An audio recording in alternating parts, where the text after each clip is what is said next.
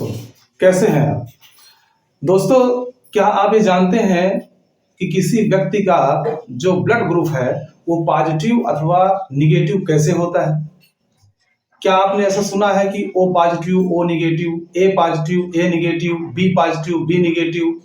इस प्रकार की चीजें सुने जरूर होंगे आप, लेकिन आपके मन के अंदर जो जिज्ञासा आई हुई होगी कि ये ए पॉजिटिव ए निगेटिव अथवा ओ पॉजिटिव ओ निगेटिव है क्या? तो हमारे साथ जुड़े रहिए। हम आज आपको बहुत ही सरल और सहज भाषा के साथ आपको इससे रूबरू करवाएंगे, इससे परिचय करवाएंगे। ठीक है दोस्तों, पिछली वीडियो में हमने ब्लड ग्रुप्स के बारे में पढ़ लिया है और 4 ग्रुपों के बारे में जान लिया है कि वो 4 ग्रुप कौन कौन से होते हैं।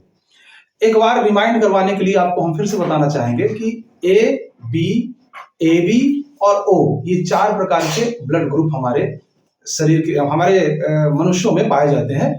ठीक है ना। अब इन 4 प्रकार के ब्लड ग्रुप्स का जो नामकरण का जो आधार है, अर्थात इनको जो ए को ए क्यों कहते हैं, बी को बी क्यों कहते हैं, ए बी को ए बी क्यों कहते हैं, ओ को ओ क्यों कहते हैं, ये जो नामकरण का आधार है वो एंटीजन है, असल में प्रतिजन जिसको बोलते हैं। अर्थात कहने का मतलब ये है कि जो ए ब्लड ग्रुप है उसमें ए एंटीजन, बी जो ग्रुप है उसमें बी एंटीजन, ए बी जो ग्रुप है उसमें ए बी एंटीजन और ओ जो ग्रुप होता है उसमें किसी प्रकार का एंटीजन नहीं होता है। तो इस प्रकार से 4 जो ग्रुप बने हुए हैं वो एंटीजन के आधार पर ही इनका नामकरण किया गया है। ठीक है ना। अब ये जो ब्लड ग्रुप की खोज है वो 1900 में लैंड स्टीनर ने किया था। ये तो हमको पता ही हो गया है, पिछली वीडियो में ये बताया भी गया है आपको। ठीक है ना। लेकिन 1940 में, ये 19वीं सेंचुरी के बाद, यानी 1900 में ब्लड ग्रुप की खोज हुई। 1900 में ब्लड ग्रुप की खोज हुई, ब्लड ग्रुप की। ठीक है। लेकिन 1940 का जो टाइम था, 1940 का जो समय था, उसमें लैंड स्टीनर और वीनर ने कहा कि एक एंटीजन और पाया जाता है जिसकी सबसे पहले खोज कहां हुई? बंदर में हुई। और वो कौन सा बंदर था? जिसका नाम था मैकाका रीसस। मैकाका रीसस एक बंदर था जिसके अंदर एक और एंटीजन की खोज हुई, जिसको बाद में RH फैक्टर या RH एंटीजन के नाम से जाना गया। RH कहां से लिया गया है? मैकाका रीसस। जो रीसस है, रीसस का जो RH है, इसी को लिया गया है इसके नामकरण के लिए। तो रीसस जो बंदर है, उस रीसस बंदर के अंदर जो एंटीजन खोजा गया उसको हम RH एंटीजन अथवा बाद में उसी को RH फैक्टर के नाम से हम जानते हैं। ठीक है ना। इसकी खास बात क्या होती है? सभी एंटीजन्स का, ए का बी का, इन एंटीजन्स के एंटीबॉडी होते हैं, लेकिन इत्तेफाक क्या है कि जो RH एंटीजन होता है, RH एंटीजन, इसका कोई भी एंटीबॉडी नहीं होता है। ठीक है ना। तो एंटीबॉडी है ही नहीं है इसका। ठीक है। किसी प्रकार की एंटीबॉडी इसकी नहीं पाई जाती है, अर्थात ये एंटीबॉडी होता ही नहीं है इससे। ठीक है ना। लेकिन हाँ, इसकी खास बात क्या है कि यदि RH जो फैक्टर है, ठीक है ना, जिस मनुष्य में उपस्थित है वो तो ठीक है, पॉजिटिव हो गया।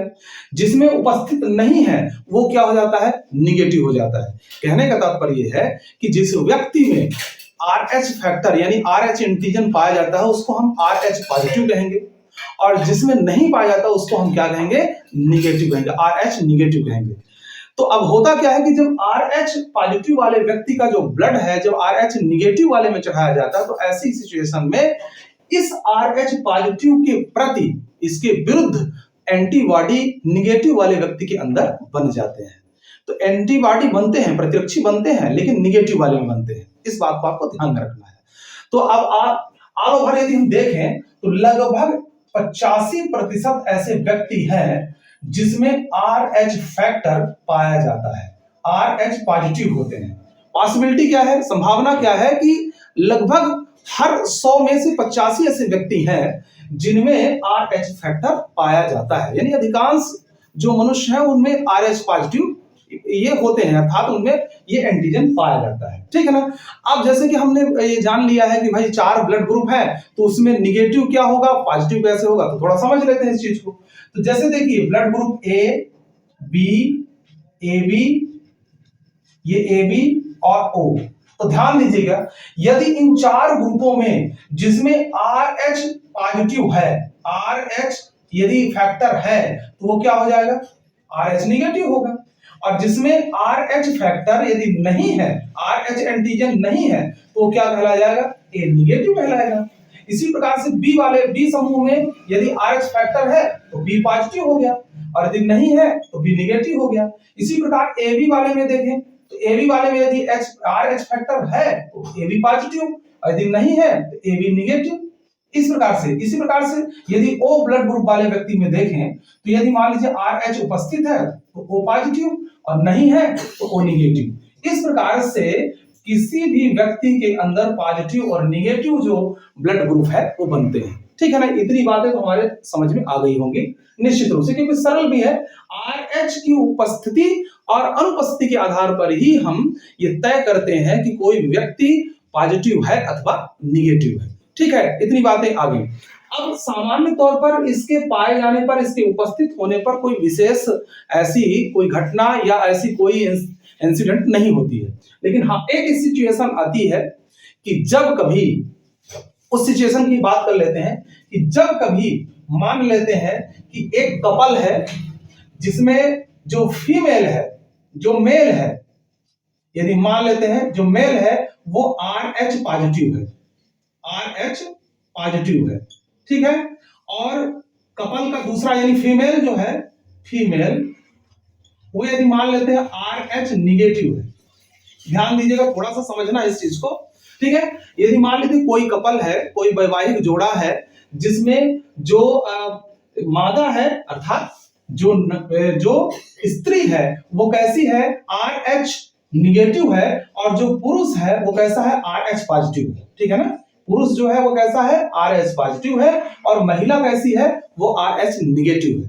तो ऐसी सिचुएशन में इनके बीच इनसे जो संतान उत्पत्ति होगी वो कैसी होगी, तो आमतौर पर ये माना गया है कि जो महिला है उसके अंदर जो भ्रूण बनता है वो कैसा होता है, पॉजिटिव होगा, यानी RH पॉजिटिव होगा। अब जैसे मान लीजिए महिला है, महिला के अंदर जो भ्रूण बन रहा है, ये जो भ्रूण बनेगा ये भ्रूण कैसा होगा, ये भ्रूण कैसा होगा, RH पॉजिटिव होगा। बात हमारी समझ में आ रही होगी। एक बार फिर से बता दें कि यदि कोई कपल है जिसमें मेल जो है, मेल कैसा है, RH पॉजिटिव है, फीमेल जो है वो RH निगेटिव है, ठीक है ना। इस सिचुएशन में जो दोनों की संतान होगी तो महिला के गर्भ में जो संतान होगी वो कैसी होगी, RH पॉजिटिव होगी।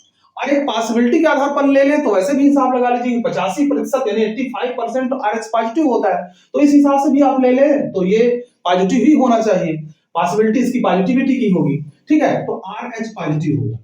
अब होगा क्या कि आपको पता है कि भ्रूण जब तक गर्भ में रहता है तो उसको पोषण कहां से मिलता है, माता से मिलता है, यानी माता का जो ब्लड होता है वह कहां से जुड़ा रहता है, जो भ्रूण पल रहा है उसके नाभि से, यानी जब शिशु बन जाएगा तो उसके नाभि से कनेक्शन होता है माता के, ठीक है ना, माता के ब्लड के साथ इसका सीधा सीधा कनेक्शन हो जाता है, और यहीं से इसका परिवर्धन पालन पोषण चलता रहता है। ठीक है ना। तो अब होगा क्या कि जैसे मान लीजिए कि प्रसव के कुछ समय पहले या प्रसव के दरमियान ही क्या होता है कि जो भ्रूण का जो ब्लड होता है वह माता के शरीर में प्रवेश कर जाता है। ठीक है ना, जो प्रसव के पहले या प्रसव के टाइम पर ही क्या हो जाता है कि भ्रूण का जो ब्लड होता है वह नाभिनाल के द्वारा या प्लेसेंटा के द्वारा माता के गर्भ में पहुंच जाता है। अब चूंकि माता कैसी है, वो RH निगेटिव है, तो पहले ही बताया जा चुका है कि निगेटिव वाले व्यक्ति में जब RH पॉजिटिव ब्लड पहुंचता है, भ्रूण कैसा है, RH पॉजिटिव है, तो ऐसी सिचुएशन में निगेटिव वाले व्यक्ति के अंदर RH पॉजिटिव के प्रति क्या बनने लगते हैं, एंटीबॉडी बनने लगते हैं। तो जाहिर सी बात है कि जब इसका शिशु का ब्लड पहुंचेगा कहां, महिला के ब्लड में मिलेगा, तो महिला चूंकि निगेटिव है, RH निगेटिव है, ये कैसी है, RH निगेटिव है, तो इस निगेटिव ब्लड में यानी महिला के अंदर इस RH पॉजिटिव के लिए एंटीबॉडी बनने लगते हैं, लेकिन वो इतने ज्यादा नहीं होते कि इस शिशु को कुछ नुकसान पहुंचा पाए। ठीक है ना, तो कई बार इत्तेफाक ऐसा है कि ये शिशु जन्म ले लेता है, स्वस्थ रहता है, कोई दिक्कत नहीं है, लेकिन चूंकि RH पॉजिटिव के लिए इस महिला के अंदर RH निगेटिव माने RH पॉजिटिव के लिए एंटीबॉडी बन चुके हैं, इसलिए जब दूसरी संतान होगी, ठीक है, या आगे की जो संतान होगी, उस संतान के लिए खतरा हो जाता है। क्या हो जाता है कि वही फिर से जब ब्लड पहुंचेगा, महिला का जो ब्लड जब उस भ्रूण में पहुंचेगा तो एंटीबॉडी भी उस भ्रूण के अंदर आएंगे, ठीक है ना। और इस प्रकार से पॉजिटिव और निगेटिव दोनों जो है, चूंकि पॉजिटिव पहुंच जाएंगे यानी एंटीबॉडी जो है तो कहां पहुंचेंगे, भ्रूण के अंदर पहुंचेंगे और उसके रक्त का थक्का जम जाएगा भ्रूण का, और भ्रूण प्रसव के बाद या प्रसव के ठीक पहले वो मर जाएगा, डेड हो जाएगा, ठीक है ना। इस सिचुएशन को कहा जाता है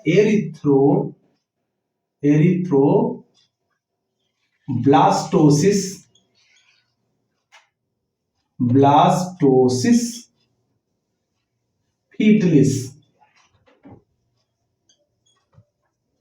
ठीक है ना। इस सिचुएशन को क्या कहते हैं, एरिथ्रोब्लास्टोसिस फीटलिस। नाम इसका बड़ा अटपटा है लेकिन समझना बहुत सरल है, ठीक है ना। एक बार इसको यदि समझने की कोशिश करें कि मेल जब RH पॉजिटिव हो, फीमेल जब RH निगेटिव हो, तो उन दोनों के बीच जो संतानें होती हैं, संतान कैसा होता है, RH पॉजिटिव होता है। अब RH पॉजिटिव जो संतान है उसका जो ब्लड माता के ब्लड में जाएगा, तो इस सिचुएशन में इस ब्लड के लिए, RH पॉजिटिव के लिए, इस माता के शरीर में RH पॉजिटिव के लिए एंटीबॉडी बनने लगते हैं। और जब अगली संतान या उसी संतान में क्या होता है, जब वो माता परिवर्धन के लिए जो ब्लड भ्रूण में जाता है, तो भ्रूण के अंदर रक्त का थक्का बन जाता है, क्योंकि एंटीबॉडी उसमें बने हुए हैं। ऐसी सिचुएशन में क्या हो जाता है, शिशु जो होता है प्रसव के पहले या प्रसव के बाद डेड हो जाता है, मर जाता है। इस सिचुएशन को हम क्या कहते हैं, एरिथ्रोब्लास्टोसिस फीटलिस कहते हैं, ठीक है। हम उम्मीद करते हैं दोस्तों कि ये टॉपिक आपको समझ में आया होगा, बहुत ही इंटरेस्टिंग था। ऐसे ही इंटरेस्टिंग टॉपिक हम लेके आपके साथ जुड़ते रहेंगे, आते रहेंगे। आप हमसे जुड़े रहिए, वीडियो को लाइक सब्सक्राइब करिए ताकि यह दूसरे तक भी पहुंचे, अन्य तक पहुंचे और इसका लाभ सभी ले सकें। धन्यवाद।